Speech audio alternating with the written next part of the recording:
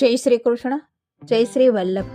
રાધે કૃષ્ણ સત્સંગમાં આજે ફૂલઘરની ભાવના અને તેની સાથે ચોકીની ભાવના, છાબની ભાવના વગેરે જોઈશું. પણ તે પહેલાં આપ રાધે કૃષ્ણ સત્સંગમાં જોડાવા માગતા હોય તો લાઈક કરજો, શેર કરજો અને સબસ્ક્રાઈબ કરજો, જેથી આવતા નવા તમામ પ્રસંગો આપના સુધી પહોંચી શકે.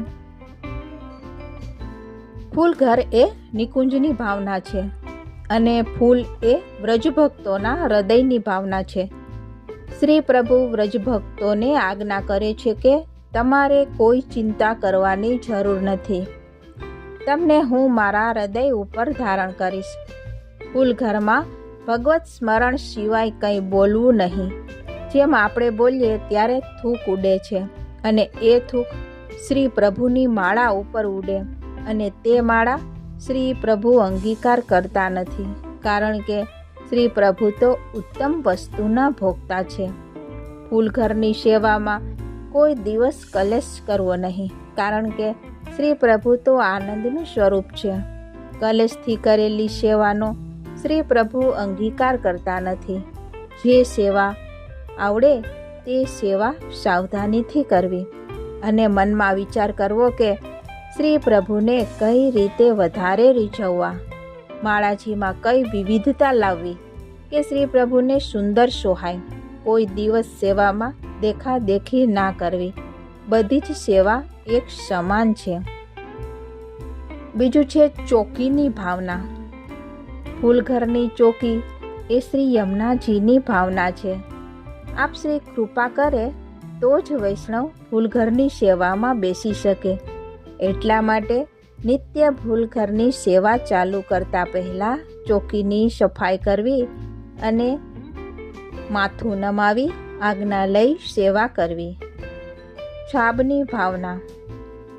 શ્રી પ્રભુની માળા જેમાં ધરવામાં આવે છે એ છાબ શ્રી સ્વામીજી, શ્રી લલિતાજી, શ્રી ચંદ્રાવલીજીના હૃદય ભાવથી હોય છે અને છાબ ઉપરનું વસ્ત્ર શ્રી પ્રભુની પ્રસન્નતાનું સ્વરૂપ છે. પછી છે સોય ધાગાની ભાવના. જે સોયમાં ફૂલ પરોવાય છે તે વેણુજીનો ભાવ છે અને ધાગો એ પ્રેમનું સ્વરૂપ છે. જે રીતે શ્રી પ્રભુએ વેણુનાદ કરીને વ્રજભક્તોના હૃદયને પ્રેમથી બાંધીને પોતાના હૃદયમાં ધારણ કર્યા હતા, એવી રીતે માળા ધારણ કરવાનો ભાવ છે. પછી છે થાક અને મણકાનો ભાવ. માળાજીનો થાક એ શરણાગતિનો ભાવ છે અને મણકા એ હૃદયનો ભાવ છે. જ્યારે બધી સખીઓ સોયમાં ફૂલ પોરવીને મૂકે છે ત્યારે શ્રી સ્વામીજી તેને પ્રેમના ધાગામાં ઉતારીને શ્રી પ્રભુને અંગીકાર કરાવે છે.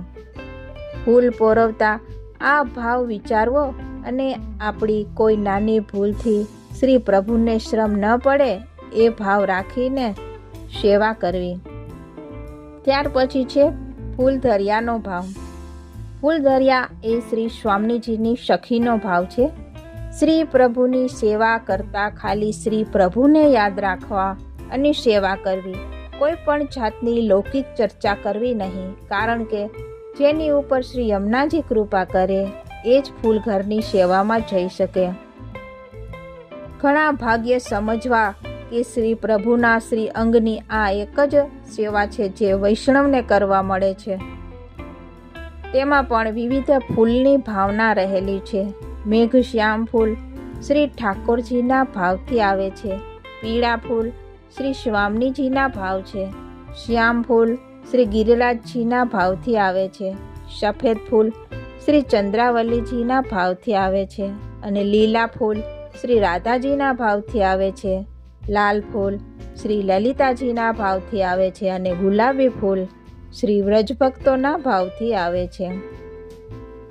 આ સાથે જ આપણે આજના રાધે કૃષ્ણ સત્સંગને શ્રી વલ્લભના ચરણોમાં સમર્પિત કરીએ. ફરીથી મળીશું નવા સત્સંગની સાથે. જય શ્રી કૃષ્ણ, જય શ્રી વલ્લભ.